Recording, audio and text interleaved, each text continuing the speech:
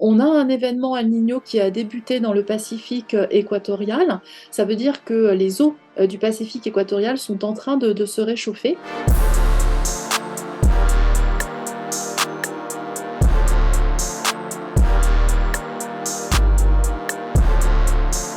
L'événement El Niño, c'est un phénomène naturel hein, qui se déroule dans le Pacifique équatorial, donc en gros entre l'Australie et l'Amérique du Sud, et qui correspond à un réchauffement des eaux de surface du Pacifique équatorial. Ces eaux de surface chaudes sont généralement plutôt du côté de l'Australie.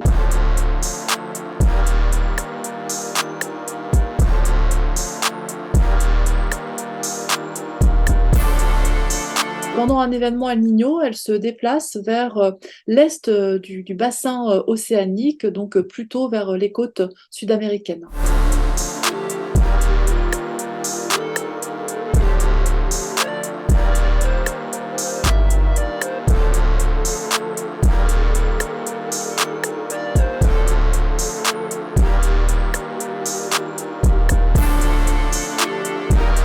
Ce que l'on observe, c'est une augmentation des pluies, par exemple au Pérou, où on peut avoir des pluies torrentielles qui vont engendrer des inondations, des glissements de terrain.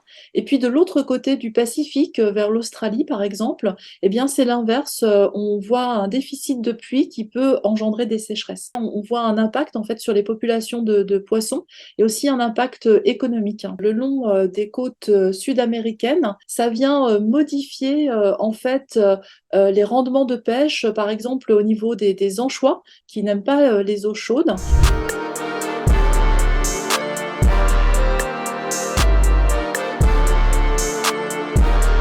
La perturbation de la circulation atmosphérique hein, au niveau du Pacifique, eh bien, par des phénomènes de téléconnexion, vient affecter la circulation dans le reste des régions tropicales.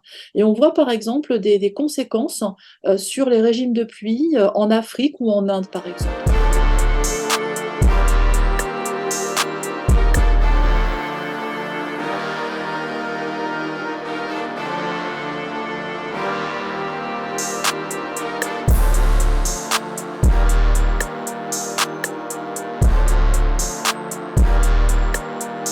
Quand on a un événement El Niño dans le Pacifique, on a un réchauffement des eaux du Pacifique sur une surface qui représente à peu près un quart hein, de la surface de notre planète.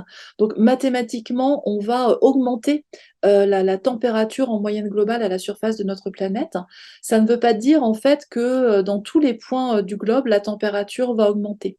Donc les événements El Niño, ils peuvent aggraver ponctuellement le changement, le réchauffement climatique d'un point de vue purement, je dirais, arithmétique.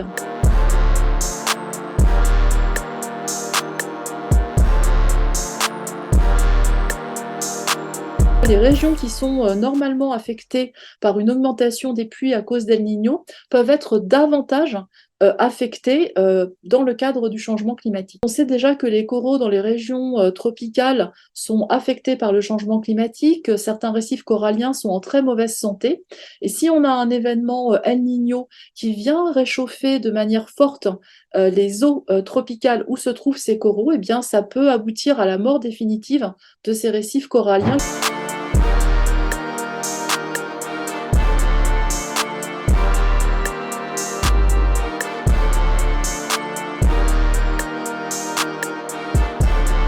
On a pourtant vu que les températures continuaient à augmenter année après année et ça montre en fait hein, que le réchauffement climatique se poursuit et que la variabilité naturelle du climat n'est pas capable de venir l'atténuer, même ponctuellement.